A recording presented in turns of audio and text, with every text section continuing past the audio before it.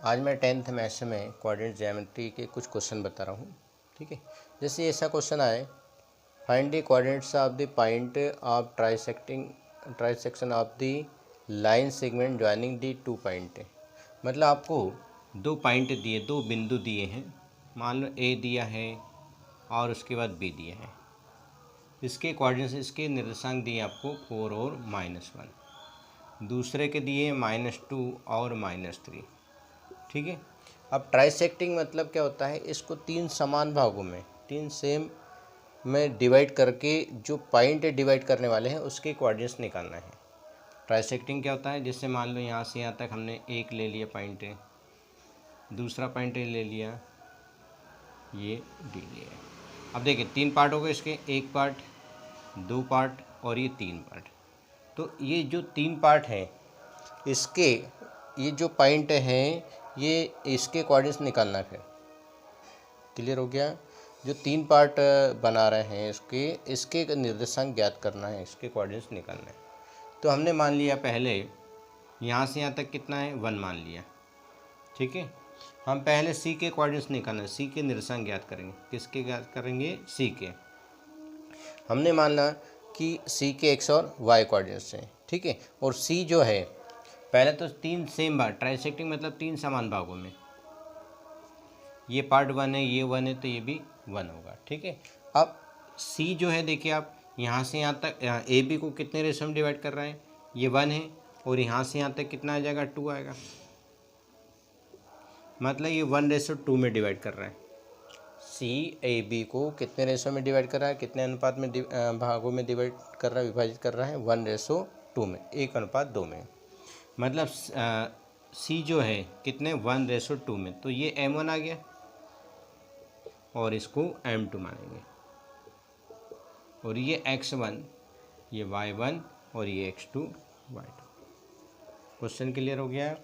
C A B को 1:2 में divide करता है, तो ये x1 y1, ये x2 y2 और ये x y सी है, और ये क्या कहलाता है, m1 और ये m2।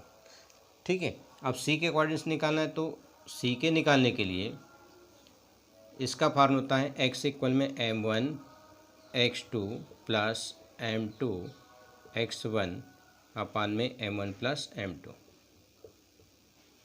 ठीक है, इसका फार्मूला होता है। ऐसे ही y इक्वल में, क्योंकि x और y दोनों फाइंड करना है, y इक्वल में क्या आएगा, m1 y2 m1 y2 plus m2 y1, m1 y2 plus m2 y1 अपान में m1 प्लस m2।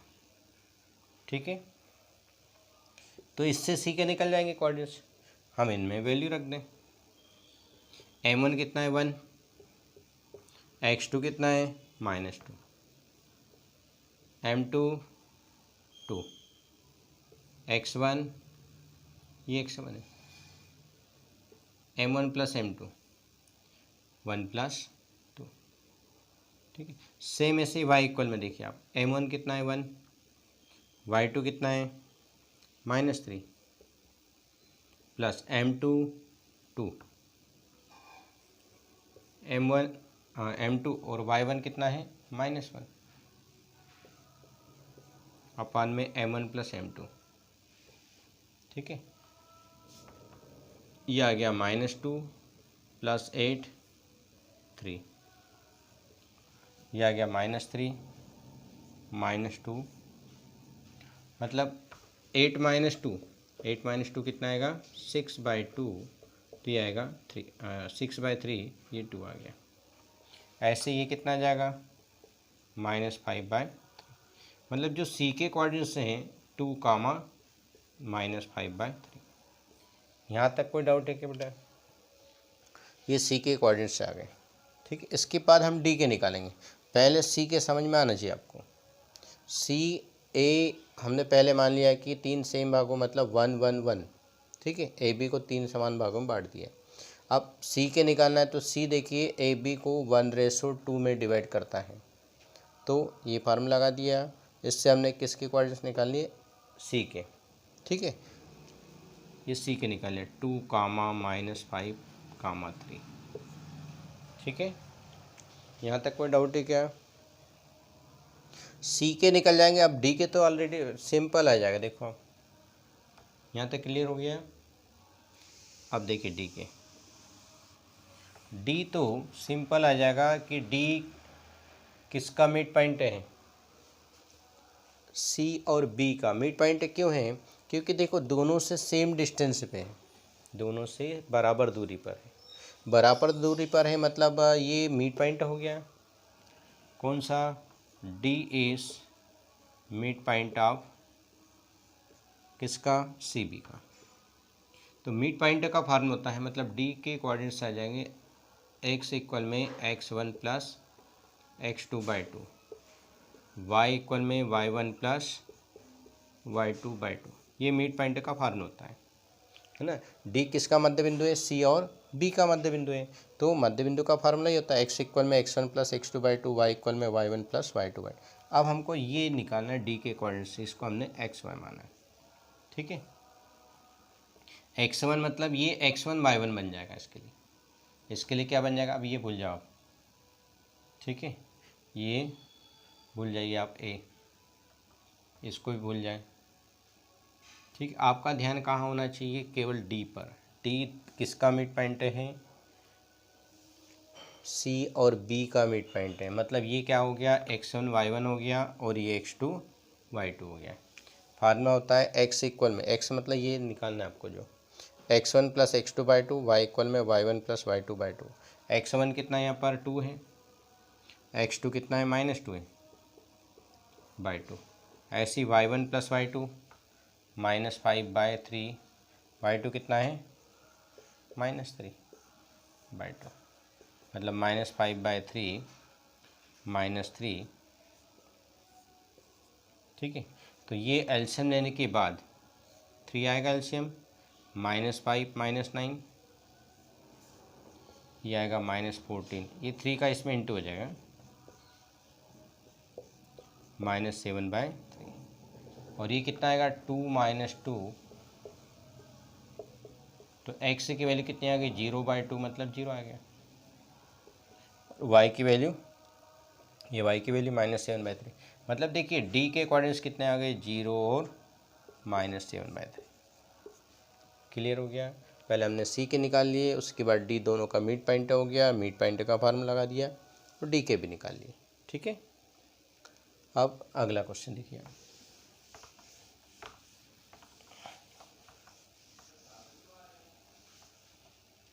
चार point are the vertices, 4 point दिए आपको, ये 4 पॉइंट दिए।